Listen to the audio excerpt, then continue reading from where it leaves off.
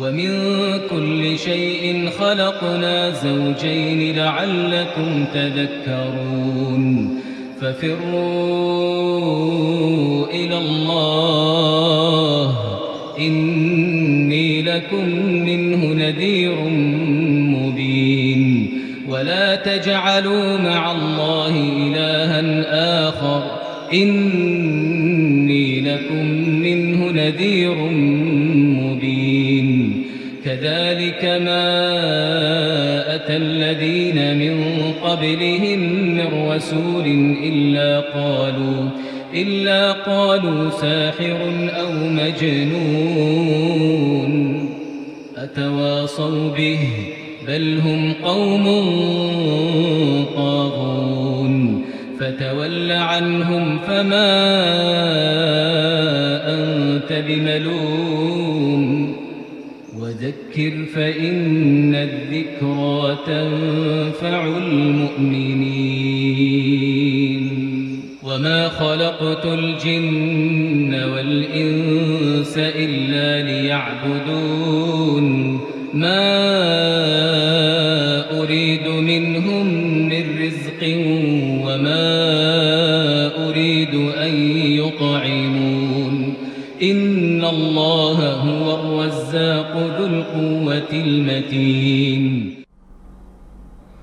إن الحمد لله نحمده ونستعينه ونستغفره ونتوب إليه ونعوذ بالله من شرور أنفسنا ومن سيئات أعمالنا من يهديه الله فلا مضل له ومن يضلل فلا هادي له وأشهد أن لا إله إلا الله وحده لا شريك له وأشهد أن محمدا عبده ورسوله صلى الله عليه وعلى آله وصحبه أجمعين اللهم صل على محمد وعلى آل محمد كما صليت على إبراهيم وعلى آل إبراهيم إنك حميد مجيد اللهم بارك على محمد وعلى آل محمد كما باركت على إبراهيم وعلى آل إبراهيم إنك حميد مجيد وبعد السلام عليكم ورحمة الله وبركاته lẹ́yìn ìgbà tí a dá ọpẹ́ fún Ọlọ́run ọba tí ọpẹ́ tó tọ́ sí, ọba tí ọpẹ́ tó yẹ, ọba tó dédé ṣe mi pẹ̀lú yín ní mùsùlùmí tí ó ṣe wá ní gèfèrí, ó ṣe wá ní èèyàn láàrin àwọn èèyàn nítorí àwọn gèfèrí èèyàn náà sáà ní wọ́n, àmọ́ Ọlọ́run wá ṣe wá ní ẹni tí ó jẹ́ èèyàn láàrin àwọn èèyàn, èyí ló ṣe wá ní mùsùlùmí láàrin àwọn gèfèrí. Ọlọ́run a dúpẹ́ fún ẹ o, àwa bẹ́ẹ̀ àsádì ẹ̀ gbogbo ohun tó jẹ́ ẹ̀sìn lóyìí tó jẹ́ gidi náà tèmi àti ẹ̀yin tá a máa ṣe fi rí ìyọ́nú Ọlọ́run ọba láyé lálẹ́kìá ọlọ́mọṣàṣẹ́ rọ̀ fún mi pẹ̀lú yín. àwa tọrọ ìkẹ́ fún Ànábì Muhammad sallallahu alayhi wa sallam, ẹni tó wọ ìlú Mẹ́kà tí ìlú Mẹ́kà dáwù pẹ̀lú la ilaha illallah. àmọ́ nígbà tí Muhammad wá, gbogbo àníyàn wọn pé wá balẹ̀ jẹ́ ni, wọn àmọ́ pé Muhammad wá tún ilẹ̀ ṣe ni. بلغ الرسالة وأدى الأمانة ونصر الأمة وجاهد في الله حق جهاده. Muhammad sì dùn ó wí gẹ́bí tọ́lọ́run ṣe ní kó dùn, kíkẹ́ Ọlọ́run ìgẹ̀ Ọlọ́run o kó máa bá Ànábì Muhammad o ní ìlú Madina wọn alẹ́ wọn sàábà àti gbogbo àwọn tó fẹ́ fi ìṣẹ̀mí ayé wọn fi jọ ti Rasulullah sallallahu alayhi wa sallam. ẹ̀yọ́ máa yá mi ọ̀wọ́n jùlọ ní ìlànà Ọlọ́run, ẹ̀yọ́ máa yá mi ọ̀wọ́n jùlọ ní ìlànà Ànábì Muhammad sallallahu alaihi wasallam. lẹ́yìn ìgbà tí a dá ọpẹ́ fún Ọlọ́run ọba bùṣe, a ní tí bẹ̀rẹ̀ láti fi padà tó fi ẹ̀mí ìmoore fi hàn. èyí ni àwọn bàbá ọtí Ọlọ́run ni wọ́n ṣe sábàbí ètò yìí ní gbogbo ìgbà fáwọn mùsùlùmí ní àgbáyé. mo bẹ̀ Ọlọ́run, mo sádì Ọlọ́run kọ́lọ́run kó gba ìjọsìn wọn, kó gba èyí tí wọ́n ń ṣe yìí, kó gba sí ìbádà, kó wá jẹ́ ránṣẹ́ hàn ní ayé ní kọ̀ọ̀kan sáré àti ní gbangba àlìkìyà ọmọ. mo wá fi dédé àsìkò yìí mo fi kí wọn tamọ̀ ní mùṣírìfù wa tọ́lọ́run ni wọ́n darí rẹ̀, kọ́lọ́run bá gbàdúrà tàwọn náà, èyí tó dánú ọ̀rọ̀ Ọlọ́run yóò dákalẹ̀, èyí tí wọ́n sì sunkún rẹ̀ fọ́lọ́run Ọlọ́run bá ń sọ gbogbo ẹ̀ kó sọ ní òkè pẹ̀tẹ́lẹ̀ fún un. kí láàfin bára wa sọ ní dédé àsìkò yẹ ọmọ ìyá mi ọ̀wọ́n jùlọ ní Islam, òun náà ni uququl walidayn, iṣẹ́ bàbá àti ìyá tá a máa rí pé ọmọ ń ṣe ìyá ń ṣe bàbá. ìṣe ìyá àti bàbá tàbí ìṣe àwọn òbí tí ọmọ ọmọ ṣe òbí rẹ̀, ìyá ni bàbá ni, ní oríṣiríṣi ṣíṣẹ̀ tí yóò mọ̀ tí ọwọ́ ọmọ wá sí àwọn òbí rẹ̀ méjèèjì. Eré ẹ̀ lábára wa sọ̀rọ̀ sí, kí là ń pè bẹ́ẹ̀ pé ká ṣe èèyàn, kí làwọn ọ̀nà àti ìbínú Ọlọ́run, ìbínú tí ń bẹ àti ìyà tàbí ìjẹ̀yà tí ń bẹ nígbà tí èèyàn bá jẹ́ ní ti ń ṣe ìyá àti bàbá èyí náà bí rẹ̀ méjèèjì. Ẹ jẹ́ ká gbọ́ ẹ̀yin ọmọ ìyá mi ọ̀wọ́n jùlọ nínú Islam. Ọlọ́run ọba mi àlékè ọlá, ọba tí ó pé, ọba tó dádúró fún ara rẹ̀, ó pè wá sáàkíyèsí kan nínú Al-Qur'an, nínú àyà tí ọ̀pọ̀nú àṣà tètè máa ń gbọ́ lẹ́nu àwọn àfá. Àmọ́ ká tó ka àyà yìí yàmá léyìí tí ó mọ̀ fi pè mí pẹ̀lú ìsákíyèsí nípa ìṣọ́ra fún ìṣe bàbá àti ìyá àwọn òbí méjèèjì nígbà tí wọ́n bá wà ní ayé. Ẹ jẹ́ ká kọ́ sọ fún wa kí là ń pè ń pé kéèyàn máa ṣe òbí. Àfáàní yu'raf uququl walidayni bi annahu ilhaqu darar bihima. Ihun tá ń pè ń pé kéèyàn máa ṣe òbí méjèèjì, àwọn òbí wa, òun náà ní ìfi ìnira fi kàn wọ́n. Ó tóbi nínú ìnira ni, ó kéré nínú ìnira ni, kò gbọ́dọ̀ tọwọ́ ọmọ bọ́ sí ìyá àti bàbá àti ìyá. Ìnira ọ̀hún kéré ni, ìnira ọ̀hún tóbi ni, kò gbọ́dọ̀ ṣẹlẹ̀ lọ́wọ́ ọmọ sí òbí rẹ̀. Tó bá padà wá ṣẹlẹ̀ láti ọwọ́ ọmọ sí òbí rẹ̀, kó mọ̀ pé òun ṣe òbí tòun, ìyá ni kàbí bàbá. Kàbí bẹ́ẹ̀ kọ́, ihun tá ṣe tí ó mọ̀ mú ìbínú wá fún wọn, tí ó mọ̀ mú ìbínú wá fún àwọn òbí yìí, ní nǹkan tá ń pè pé kí a ṣe òbí nìyẹn. Wa adam taqdimul musa'adati lahuma.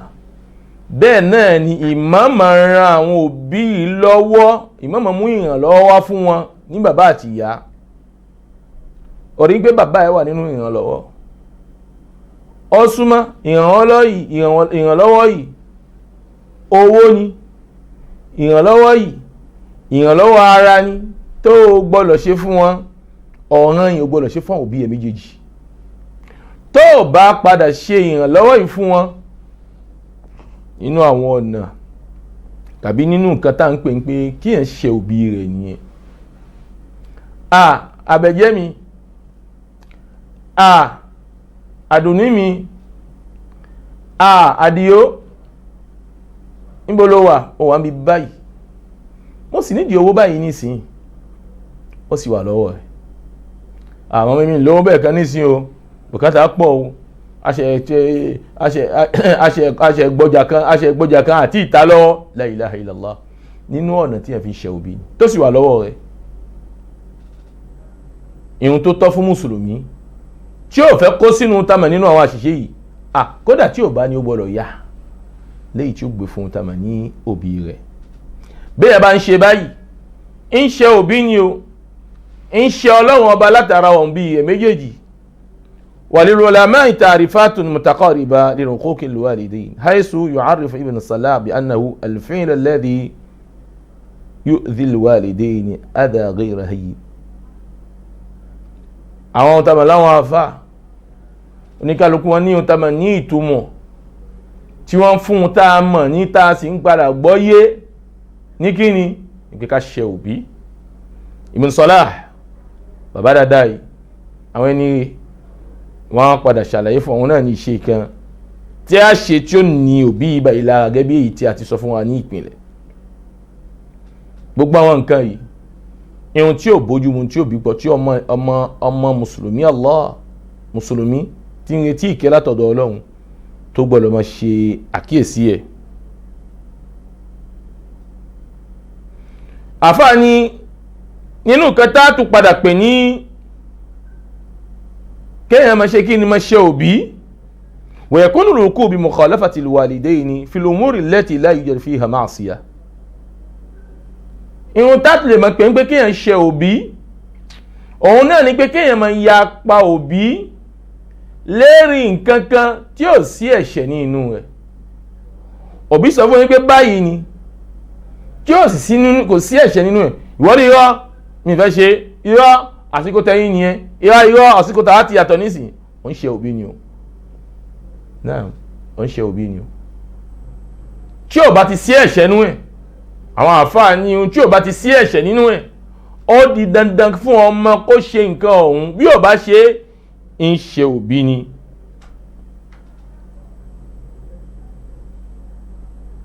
Ó sì wá tọ́ kí n ta mọ̀ ní mùsùlùmí kó jìnà sí ìbínú Ọlọ́run, nítorí pé ìbínú òbí òun náà ni ìbínú Ọlọ́run. Ẹ̀yọ́ mà ìyá mi wọ́n jùlọ ní Islam, àǹfààní nínú àwọn nǹkan táàtù padà gbọ́yé níbi ìṣe òbí, ìyá ni bàbá ni, òun náà ni ká máa jẹ́ kí ọmọ wà nínú ìrònú. Ẹlòmíì ò mọ̀ bẹ́ẹ̀, ìkan tó lè ṣe ó ti ṣe náà nìyẹn o, ká máa wà nínú ìrònú. Ọlọ́run bẹ́ẹ̀ ni ká máa pariwo mọ́ wọn lérí, al-ghilza, ká máa ṣe gbogbo wal-qaswa fi ta'amul ma'huma, àti ìyá àti bàbá a pariwo mọ́ wọn lérí, ó jágbe mọ́ wọn lérí, ìyá ó sì máa gbọ́ndúwó, la ilaha illallah. Bàbá àpínmọ́ bàbá ń pè òun, àyàfi bàbá mi tó bá jẹ́ bàbá mi tí ò ní apọn. Mẹ́ ìyá ó máa gbọ́n ní, ọmọ ní kígbe mọ́ ìyá rẹ̀ lórí, ọmọ ní padà jágbe mọ́ bàbá rẹ̀ lórí. Fahadha haram fi shar'a, ìkan tó ṣe ìwọ̀ nínú ẹ̀sìn Ọlọ́run tànàbí Muhammad. Ẹ̀yọ́ ma ìyá mi wọ́n jùlọ ní Islam, ká má gbóhùn sókè sí wọn lérí, ká má dúró lẹ́ni tó fẹ́ ràn wọ́n lọ́wọ́ lérí ìṣesí. Gbogbo àwọn nǹkan yóò dá fún tamọ̀ ní ọmọ. Ọlọ́run bẹ̀rẹ̀ mi pẹ̀lú yín sọ nínú al-Qur'an. A'udhu billahi minash shaitani rajim. Wa qada rabbuka alla ta'budu illa iyyah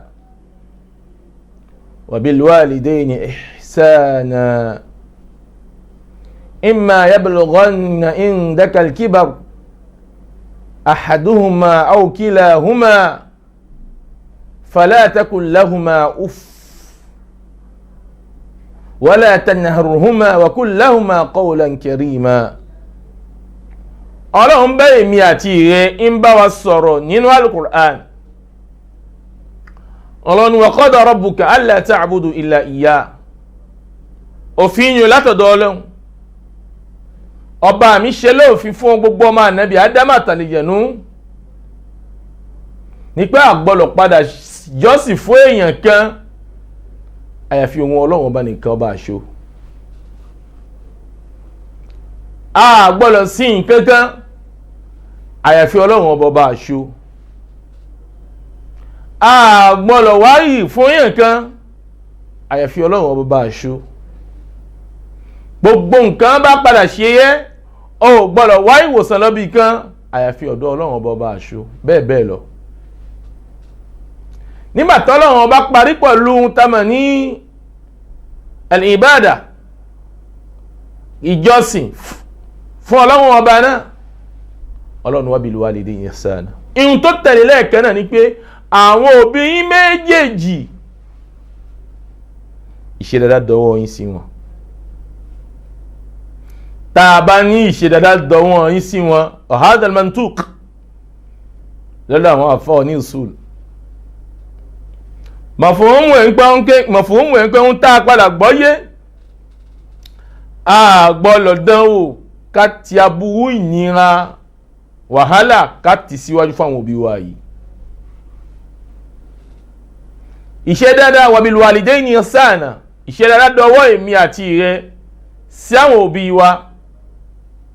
Tá a gbọ́dọ̀ ṣe àkíyèsí ẹ̀ laylan wa nahara, ọ̀sán ni, òru ni, òwúrọ̀ ni, gbogbo ìgbà tó bá ti jẹ́.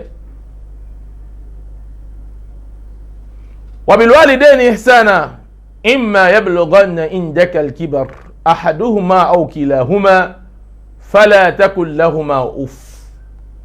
Ìkìlọ̀ wá látọ̀dọ̀ ọba mi Allah, ọba tó ma àyínípadà, tó ma àwọ̀ ẹ̀dẹ́ ènìyàn, ó ń ma wá ó sì tún mọ̀ wá. ọlọ́run ọba mi Allah fi ń yé wa ń pé àwọn tamọ̀ láwọn òbí wa lè dàgbà lé wa lọ́wọ́ o tọ́lọ́run ogún wọn lẹ́mìí tí wọ́n dàgbà ọlọ́run ni mọ́ dánwò ìyá ọmọ lọ́kùnrin ìyá ọmọ lóbìnrin. Allahu Akbar. má dánwò ìrẹ́ ọmọ lọ́kùnrin ìrẹ́ ọmọ lóbìnrin kò ní ṣíọ̀ ìyá ẹ̀ ṣíọ̀ yín kò mọ̀ sọ ṣíọ̀ ìyá ẹ̀ uff fala taqul lahuma uff ọlọ́run ni wọ́n sọ uff wọn ẹgbẹ́ kó wà ń dà sọ́hùn kí ló dé èmi nìkan lẹ́bí ni la ilaha illallah ọlọ́run má dánwò wa hadha min kaba'i dhunub tó bá sọ bẹ́ẹ̀ nínú àwọn ẹ̀ṣẹ̀ ńláńlá ni lẹ́yìn tí ó mú tamà ní ẹni tí wọ́n ń ṣe bẹ́ẹ̀ ló mú ọ̀nà ọlọ́run nígbà tó bá padà pàdé wájú ọlọ́run tí ò bá tó bá nídìí rẹ̀ tó sì jáwọ́ wa amila saliha ó wá ṣiṣẹ́ olóore lẹ́yìn yẹn. ọlọ́run ni ẹ má dánwò kó sọ uff fún bàbá rẹ̀ àbí kó sọ uff fún ìyá rẹ̀ ó lè pè é ní ẹgbẹ̀rún ìgbà tó bá pè é ẹgbẹ̀rún ìgbà wọ́n náà gbọ́dọ̀ mọ́ dá lóhùn ẹgbẹ̀rún ìgbà.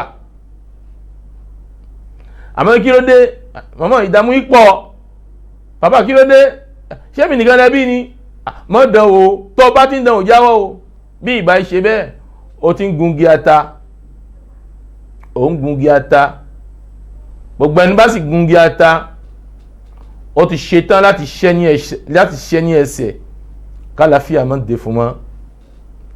ó dọ̀wọ́ rẹ̀ rí ọmọ ìyá mi ọ̀wọ́n jùlọ nínú Islam níbi ìṣẹ́dá sí àwọn òbí wa ìlàmójúkò sí ohun tó bá ṣe fún wa tó dùn wá tó kàn wá lómi inú kódà tómigé jáde ẹja ní sùúrù rẹ̀ ìyàwó ọmọ ẹ má jà ṣe ṣí ọ̀wọ́n o ayà ní báyìí mi pẹ̀lú yín sọ̀rọ̀ yìí ọ̀rọ̀ Ọlọ́run ní bá wa sọ̀rọ̀ yìí wala taqul lahuma uff ó sì gbọ́dọ̀ kọ̀ fún wọn tàbá béè kankan lọ́wọ́ ẹ sọ fún wọn lahuma qawlan karima ọ̀rọ̀ tó bá sọ fún wọn máa jẹ́ ọ̀rọ̀ tó dáa tó dùn gbọ́ ọ̀rọ̀ tó dùn gbọ́ kó má jẹ́ ọ̀rọ̀ tó kan ọ̀rọ̀ tó yẹ pé tó bá yẹ́yìn báyìí wọ́n sì bẹ̀ sí mọ́ dámìrìgì lójú pé ṣé mọ̀ mí náà ní à ń sọ báyìí fún mi kódà ìyá mi ò fẹ́ bọ́ ọmọ ẹ̀ sọ báyìí ló tún mọ́ bẹ̀rù ní pé yé kí lòun fẹ́ bá lẹ́nu ọmọ yìí la ilaha illallah la ilaha illallah la ilaha illallah tó bá ń ṣe bẹ́ẹ̀ àlìjọ́nà ẹ̀ ti ń frọtẹ́ lórí omi o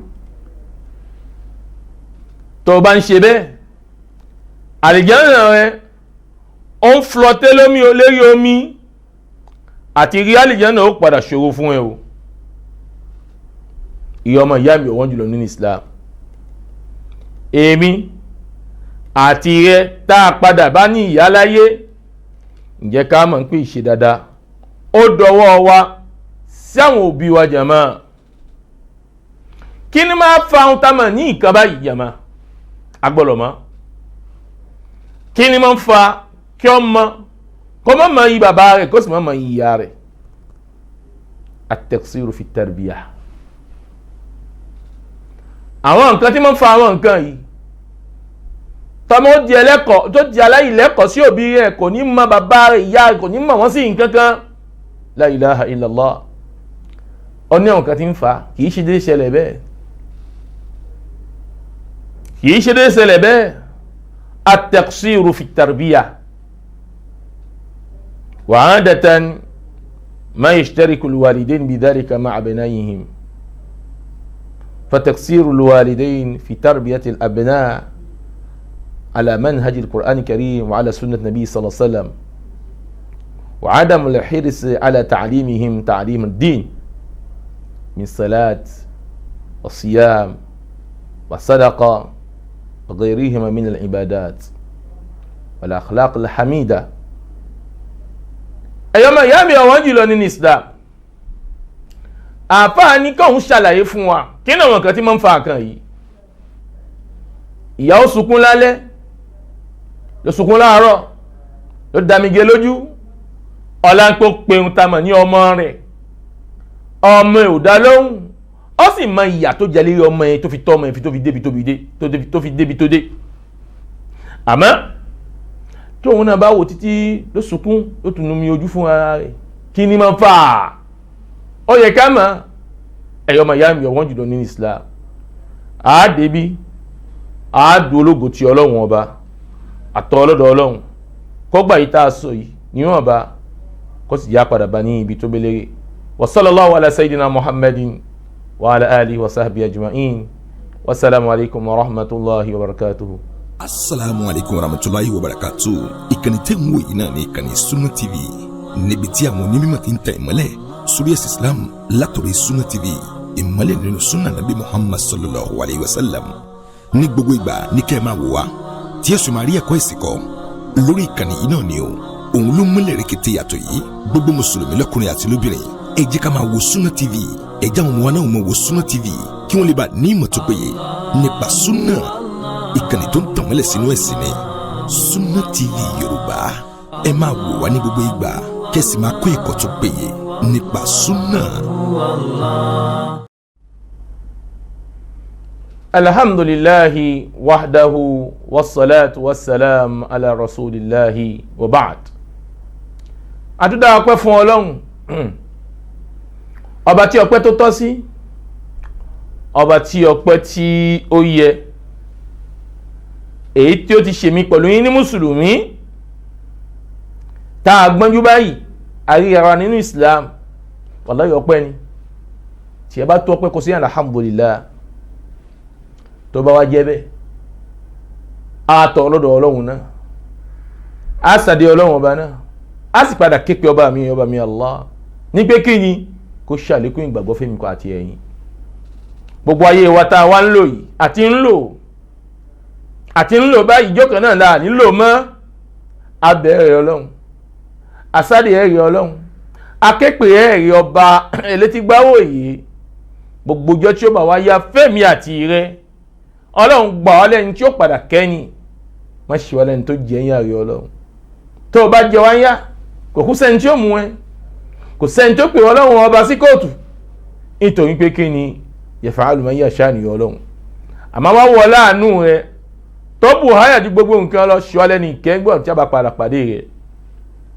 àwa tọrọ ìkẹ́gẹ̀ fún Ànábì wa Muhammad, akẹ́yìndé gba ìgbọ̀n agbiyamọ̀gbọ̀jà gbọ̀rọ̀gbọ̀rọ̀, ẹni tó bá mi ránṣẹ́ kó jẹ́ àtùpà fún ayé, kó jẹun tá a mà ní àwòkọ́ṣe wa nínú gbogbo ìṣe wa, nínú gbogbo ọ̀rọ̀ wa, nínú gbogbo ìbálò wa. ìkẹ́gẹ̀ Ọlọ́run kó bá Muhammad o, àwọn aráalé àwọn sàhábà àti gbogbo àwọn ẹni tí ń wù láti fi ìfẹ̀mí ayé wọn fi jọ títà Ànábì Muhammad. ìkẹta ń tọ Ọlọ́run jọ mọ bá wà àwọn èèyàn yìí. ẹ̀yọ́ máa yá mi ọ̀wọ́n jùlọ nínú Islam. ẹ jẹ́ á máa tẹ̀síwájú níbi àwọn sábàbí tí máa ń jẹ́ kíkí ni yàmá, àwọn sábàbí tí máa ń jẹ́ kí ọmọ kó máa padà ṣe òbí rẹ̀. nínú àwọn sábàbí yìí at-taqsiru fi tarbiya, at-taqsiru fi tarbiya. nínú àwọn sábàbí yìí ni pé káàrin pé ohun tá a máa lọ́ọ̀bí bàbá àti ìyá wọ́n kéré níbi ìtọ́ ọmọ gẹ́gẹ́ bí tí Islam ṣe ní ká tọ́ ọmọ. bàbá àti ìyá wọ́n kú níbi ìtọ́ ọmọ gẹ́gẹ́ bí tí Islam ṣe ní ká tọ́ ọmọ.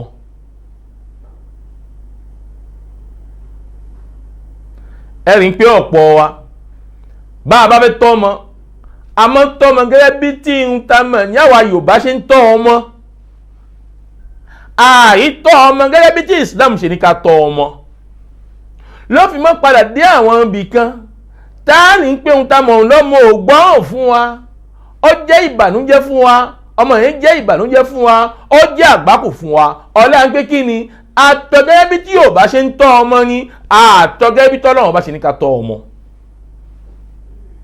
ẹ̀kọ́ sì ń bẹ lára Ànábì wa Muhammad sallallahu alayhi wa sallam níbi tí tọ́ ọmọ, ẹ̀kọ́ tó péye, ẹ̀kọ́ tó dùn gan ń bẹ lára Ànábì wa Muhammad sallallahu alayhi wa sallam. ìzàntẹ́yìn bá jẹ́ ẹni tó yẹ pé ó kú níbi ìtọ́ ọmọ gẹ́gẹ́ bí tí Islam ṣe ní ká tọ́ ọmọ ló kàn àgbákò léyìí tí ló mọ̀ jẹ́ pé ọmọ ò ní padà mọ́ yí ẹ̀ tó bá di ọ̀la, ọmọ ò ní mọ́ yí ẹ̀, ọmọ jẹ́ àgbákò fún, ọmọ ò mọ̀ wojú rẹ̀ jẹ̀mọ́.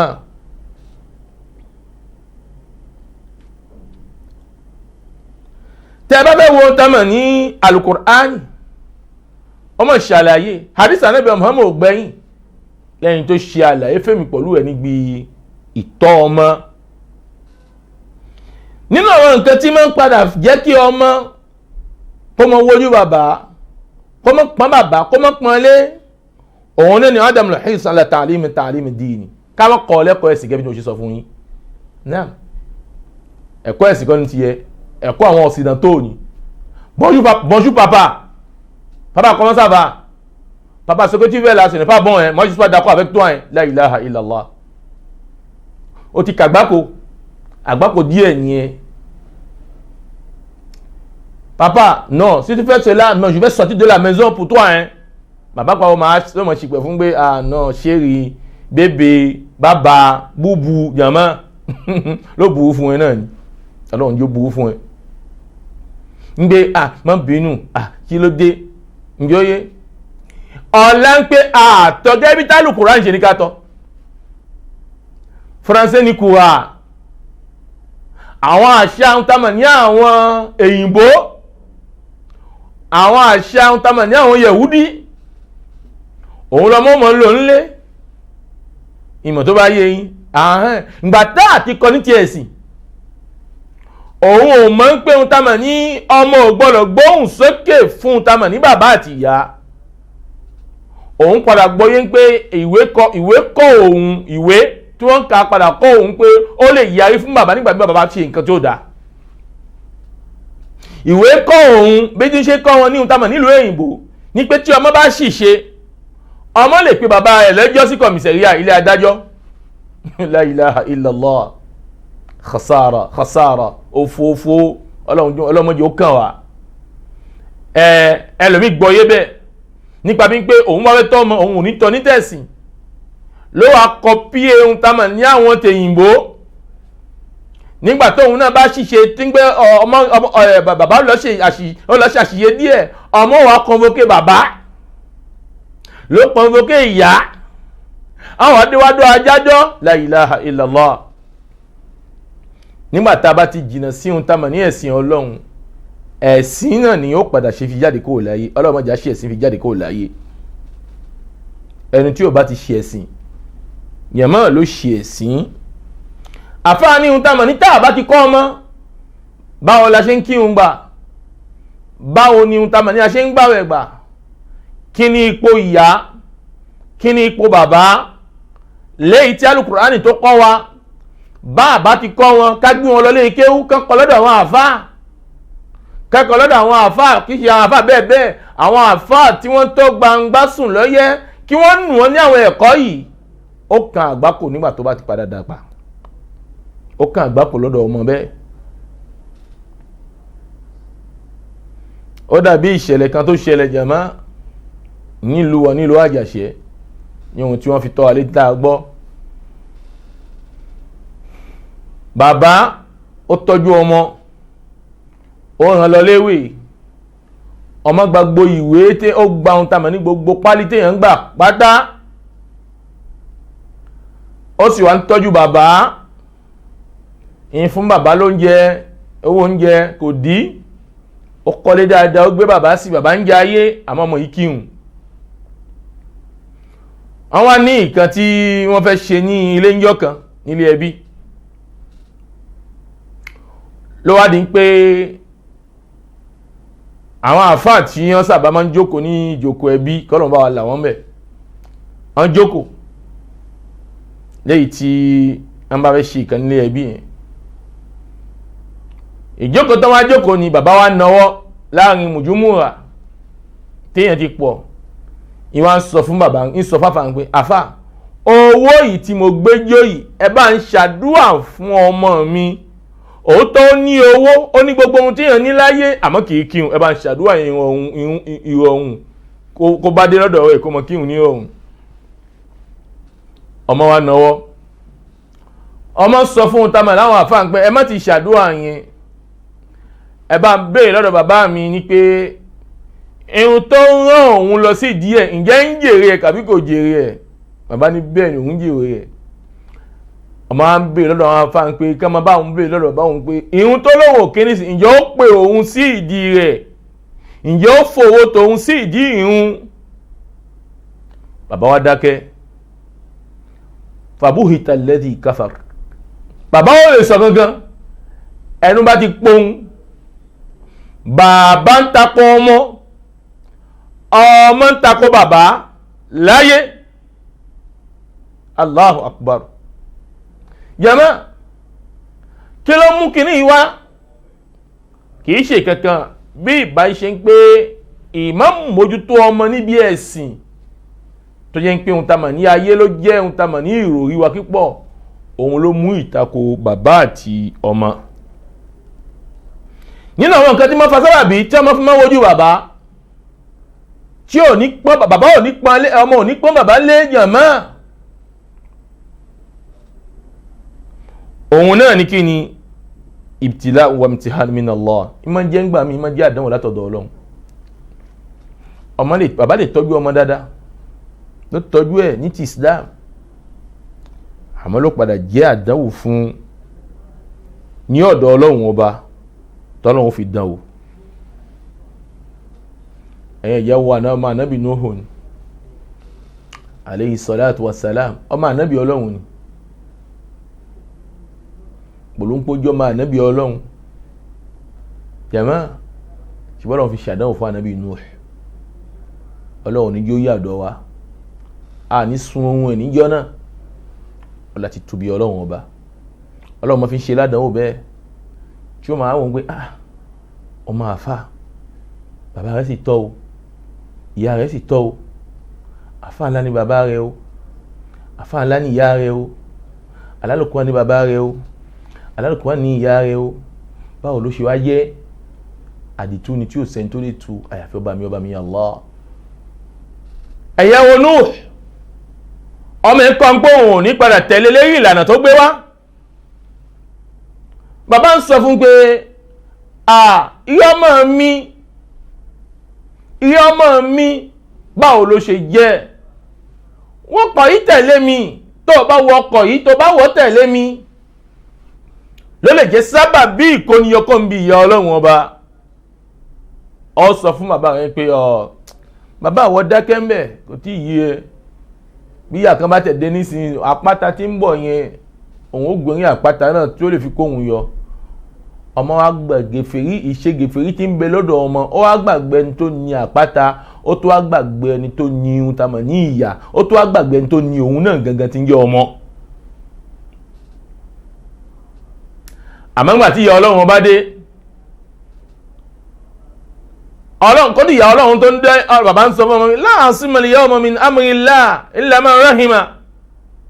Kò sí ohun tá a mọ̀ ní ohun tó lè kó èèyàn yọ o, àyàfẹ́ tọ́lọ́run bá kó yọ o. Ọmọ mi, gbà mí gbọ́, wọnú ọkọ̀ ọ̀kẹ́ yìí kò já lọ, ọmọ pọ̀.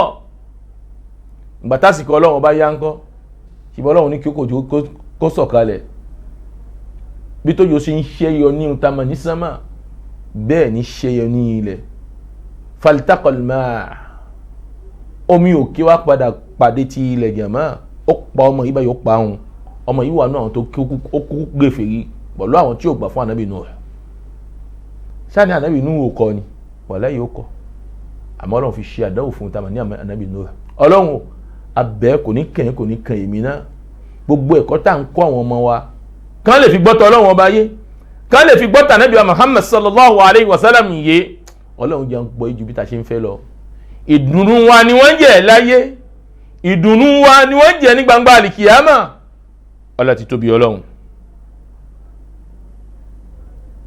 Nínú àwọn nǹkan tí máa ń fà á jẹ́ mọ́ tí ọmọ ó padà di ẹni tí ò ní mọ iyì òbí mọ́, kò ní mọ iyì bàbá, inú ẹ̀ náà ní pé kí ni suhbatu su' min aksar man yad'u wa yushajji'u al-ibna 'ala al-'uquq.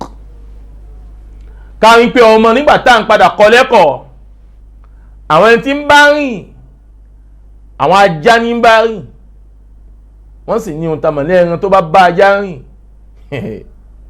òun náà jẹ́ ẹgbẹ́ o. àwọn tí ohun tamọ̀ lọ́mọ yìí bá yín bá rìn, àwọn tí ò lẹ́sìn ni. wọ́n wá kọ́ ọmọ yìí, ọmọ tí ń borí ìjábù dáadáa ó sọ ìjábù nù, ọmọ tí ń padà tí ń borí ó di ń pé kò borí mọ́, ọmọ tó padà ní àgbọ́yé tọ́lẹ́hùn tànábì Muhammad sallallahu alayhi wa sallam, òun náà di ẹni tí yóò padà tẹ̀lé tọ́lẹ́hùn mọ́. ló máa ya òbí lẹ́nu gbé ìmọ̀lẹ́ tí bẹ́ẹ̀ gbé yìí kó. ọmọ tí ò mọ music ó bẹ̀rẹ̀ sí mọ jó music, ló mọ lọ sọ àrédàn sant la ilaha illallah. nígbà tó bá ti débẹ̀, bàbá ò sì kọ́ sí kínní, eléyìí ìlànà ọlọ́run tànábì Muhammad ni bàbá kọ́ sí, bàbá àti ìyá. àmọ́ ńgbà tọmọ yìí ti ń padà lọ léwè, náwọn ohun tamọ̀ láwọn ajá ti wà pọ̀lú ẹ̀ tá ń jẹ ìgbẹ́, òun náà máa ní kó ń tọ́ ìgbẹ́ yìí kó tọ́ wùjàmá.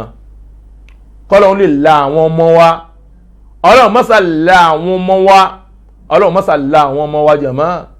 èyí tó ti là lọ́wọ́ ọlọ́run bá wa là wọ́n kalẹ̀, èyí tá à ń padà sunkún ẹ̀mí kò bá wa là wọ́n, ọlọ́run bá wa là wọ́n. nínú àwọn nǹkan tí máa ń jẹ́ kí ọmọ kọ́mọ wojú bàbá, òun ni pé kó ní ohun tamọ̀ ní àwọn ẹgbẹ́kẹ́gbẹ́, ọmọ tó tọ́jú bàbá dáadáa tẹ́lẹ̀, tó ní ẹ̀kọ́ tẹ́lẹ̀.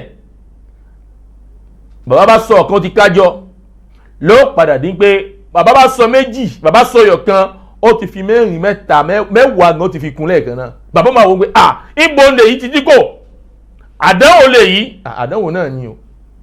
ibi táwọn ọmọ yìí sì máa ń kọ́ ẹ̀kọ́ yìí pípọ̀ jàmọ́ iléèwé ni, iléèwé náà ti máa ń kọ́ ẹ̀kọ́ yìí pípọ̀. òótọ́ ní iléèwé wọ́n mọ̀ kọ́ wa ní pé le respect des parents á kà nínú morale, mais comment respecter les parents? C'est une question à se poser. Le respect des parents, comment respecter les parents? Ton papa parle, ta maman parle, et tu oses ta voix. Bàbá ń sọ̀rọ̀, ìyá ń sọ̀rọ̀, òun á ń gbé ohùn, òun gbé sókè. Ká gbé ohùn ta mọ̀ lóhùn sókè. Ṣé ń bẹ nínú respect des parents? Àlùkùránì ni ó padà kó wa ń pé báyìí ni là ń pẹ́ bàbá yìí gbà, báyìí là ń padà tẹ̀lé ìyá gbà, là ń tẹ̀lé bàbá gbà, láàgbọ́lọ̀ bá wọn jẹ́. ọ̀la ilé kí ó ní ó kọ wa ló fi yẹ èmi àti ẹ̀yin tá a bá fẹ́ là kọ́ mi kan yìí, àkọ́kọ́ nǹkan ẹja wo ilé kí ó tó da ká gbọ́n ọmọ sí o. bí ìbá ṣe bẹ́ẹ̀ olóò padà sunkún ìkẹyìn ìgbésí ayé rẹ̀ ní ọjà máa. nínú àwọn nǹkan tí mo fà tá a máa padà ní pé bàbá ọmọ òní pọ́n bàbá mọ́, kò ní pọ́n bàbá lé mọ́, ọmọ òní pọ́n ìyá lé mọ́. èyí ni kí ni al-khusumatu bayna al-walidayni allati tantahi bit-talaq ila khulq adam ihtiram al-abna li walidayhim fayakumu al-abu masalan fi ba'd al-ahyan bitahrid al-awlad ala walidatihim bidhikri sifatiha sayyi'a.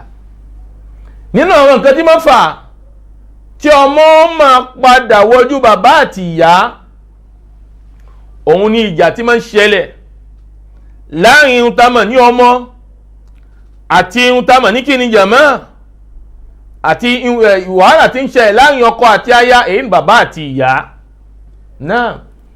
wàhálà ó ṣẹlẹ̀ lódì pé ìfẹ́ ẹ mọ́ ló ṣẹlẹ̀, ẹ máa gbọ́ bàbá ló mọ òyìn ohun tá mọ̀ ní ìyá àwọn ọmọ pẹ̀lú àwọn ìròyìn burúkú. ìyá kíyà tó bí yín, ìyá burúkú tó bí yín, ìyá tí ò dá tó bí yín, tàbí bẹ́ẹ̀ kọ́ pàápàá bàbá pàápàá ìyá pàápàá òun ló gbé gbá. bàbá kí bàbá tó bí yín pẹ́ẹ́ yẹn ni bàbá kí bàbá tí ò dá bẹ́ẹ̀ lọ, bàbá eré burúkú tó bí yín. èyí ni ó máa mú ọmọ nígbà tí ọmọ bá ń gbọ́ bẹ́ẹ̀, inú ọmọ ò ní dùn, ọmọ ò ní wá mọ ìyá mọ́, kò ní mọ iyì bàbá mọ́. nítorí pé bọ́mọ yìí bá jẹ́ ẹni tó ní làákàyè lọ́wọ́ mọ̀ sọ fún yàn pé bàbá mi lẹ̀ ń bú bẹ́ẹ̀, ṣé bóun náà lẹ padà bí mi fún? Allahu Akbar, kàpítà lẹ bí mi fún màmá, ṣé bóun náà lẹ bí mi fún? ọmọ kórìíra ìyá bàbá gangan ìfẹ́ tọ́mọ fẹ́ ní sí ìfẹ́ ó dínkù. Bẹ́ẹ̀ ní àwọn nǹkan tí máa ń ṣẹlẹ̀ ẹ̀yọ́ ọmọ ìyá mi wọ́n jùlọ nínú Islam. Ìsàn àwọn nǹkan tí máa ń fa wàhálà yìí níbi pé ọmọ ń wojú bàbá ó pọ̀ jàǹtìrẹrẹ, mélòó kan la mú wá fún wa. Ẹ wá jẹ́ ká sọ fún wa ọmọ tí wọ́n ń wojú bàbá rẹ̀, ọmọ tí ń wojú ìyá rẹ̀.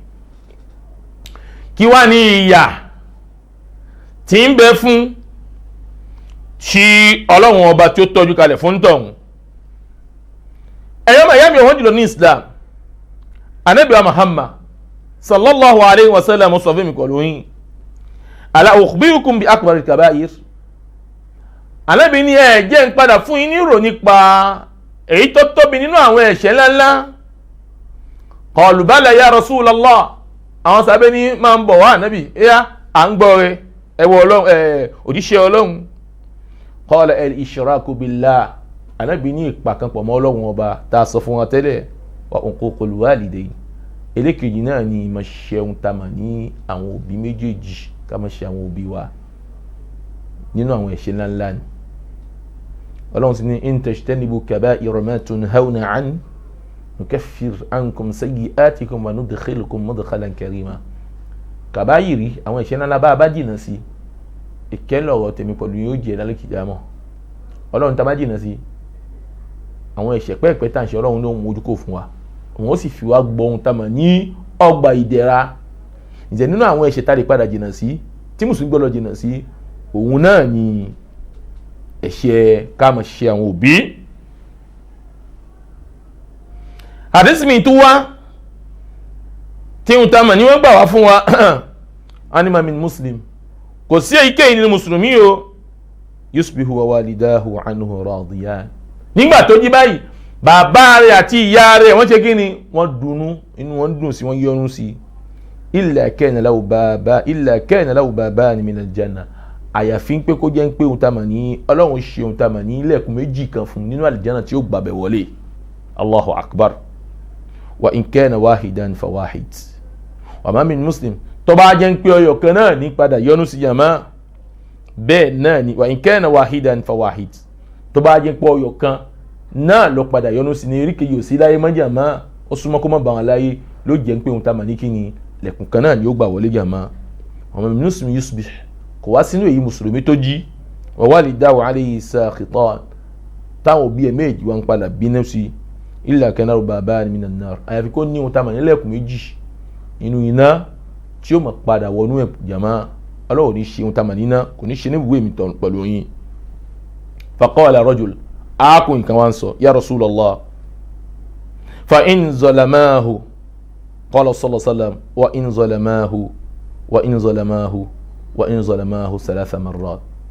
Aakùn kan wá sọ lẹ́yìn anabi Muhammad sallallahu alayhi wa sallam ń bí ìrọ́dọ̀ anabi Muhammad pé tó bá jẹ́ pé ohun tá a mọ̀ ní àwọn òbí tó bá ṣe àbòsí ohun tá a mọ̀ lọ́mọ ńkọ́ àtọ́ bá ṣàbòsí ẹ̀ kódà kan ṣàbòsí ẹ̀ wọ́n gbọ́dọ̀ ṣe dára fún wọn ni ìwọ ní òun fẹ́ gbà ìsan ó fọ́ lọ́hún lẹ̀ kó gbẹ̀san lára àwọn méjì wọ́n fọ́ lọ́hún lẹ̀ kọ́ lọ́hún gbẹ̀san lára àwọn méjì wọ́n mọ́ dúró lẹ́ni tó fẹ́ gbẹ̀san lára àwọn ìyá rẹ̀ mọ́ sì dúró lẹ́ni tó gbẹ̀san lára bàbá rẹ̀ ni pé ìyá mi kọ bàbá mi ń sì ṣe fún kí ló fẹ́ ṣe ó lè ṣe kankan sáà ti dúró rẹ̀ bẹ́ẹ̀ kọ́ mọ́ ṣe dáadáa tọ́lọ́hún bá ràn wọ́n kọ́ mọ́ ṣe sí wọ́n fọ́ lọ́hún bá ń lẹ̀ kó ṣe ìdájọ́ láàrin àwọn méjì nítorí pé inna rabbaka labil mirsad Ọlọ́run ọba dúró tí ń retí oníkálukú pẹ̀lú ohun tá a ṣe jàmá wa ma rabbuka bidhallamin lil abid. Ọlọ́run ọba ò sì ṣàbòsí ẹrú jàmá ihun tó oníkálukú bá ṣe ẹ̀san rẹ̀ náà ni ó padà rí lọ́dọ̀ Ọlọ́run ọba bàmí Allah. Ó tún wáyé nínú hadith anabi Muhammad sallallahu alayhi wa sallam anabi la yadkhulul janna anabi ní kò ní wọ àlìjánná ẹni tí ń ṣe ohun tamọ̀ ní òbí rẹ̀ kò ní wọ àlìjánná ẹni tí ń ṣe òbí rẹ̀ kò ní wọ àlìjánná ẹni tí ń ṣe òbí rẹ̀. Ẹ̀yọ́ màyá mi wọ́n jùlọ ní Islam àbá padà gbọ́n pé ìbáwí kan wà tó yẹ pé ìbáwí òun nígbà ẹni tó bá ṣe kò ní wọnú àlìjánná ó tóbi ní ìbáwí tí mùsùlùmí gbọ́dọ̀ jìnnà sí ohun tamọ̀ ní nǹkan tó lè fààyàn tí ò ní fi wọnú àlìjánná. àwọn abẹ Ọlọ́run àsáde Ọlọ́run ẹ̀dá ọmọ ṣiṣẹ́ orí láyé léyìí tó mọ̀ fi ọkàn àlìjánná tó sì jẹ́ ń pé ohun tamọ̀ náà àwọn ẹ̀ṣẹ̀ wà tí ó hàn ní láti wọnú àlìjánná. àwọn abẹ Ọlọ́run má jẹ́ kí ohun tamọ̀ ní àwọn ẹ̀ṣẹ̀ wa mọ́ yóò pọ̀ ju iṣẹ́ olóore wa lọ Ọlọ́run. iṣẹ́ olórí wa ni kó pọ̀jọ iṣẹ́ bí wa lọ́rọ̀ tí àlìjánà ìjẹra rẹ̀ ilé ìkẹyì ilé ìgẹ̀ ilé àánú ilé oríire tó ṣe pèsè fún àwọn tamọ̀ ní kíni as-salihun àwọn ẹni rẹ̀ kò jẹ́ ó jẹ́ tèmi àti ẹ àwa náà ta sí ń padà tá mójú tá àmà àwọn òbí sí kankan ẹ̀já padà sẹ́yìn ká mọ̀ pé kò sọ́nà ń bẹ̀ o kò sóríire ń bẹ̀ o kò sí ọlá ń bẹ̀ o kó dàbí ìbá ṣe ń pé ohun tamọ̀ ní iná náà ni yóò padà kàn yẹn tó bá wà lérí ìṣesí báyìí ọlọ́run máa ṣe iná ní ibùgbé èmi àti ẹ o wa sallallahu ala sayyidina muhammadin wa ala alihi wa sahbihi ajma'in subhanaka allahumma bihamdik ashhadu an la ilaha illa ant astaghfiruka wa atubu ilayk wassalamu alaykum wa rahmatullahi wa barakatuh. Allahu akbar.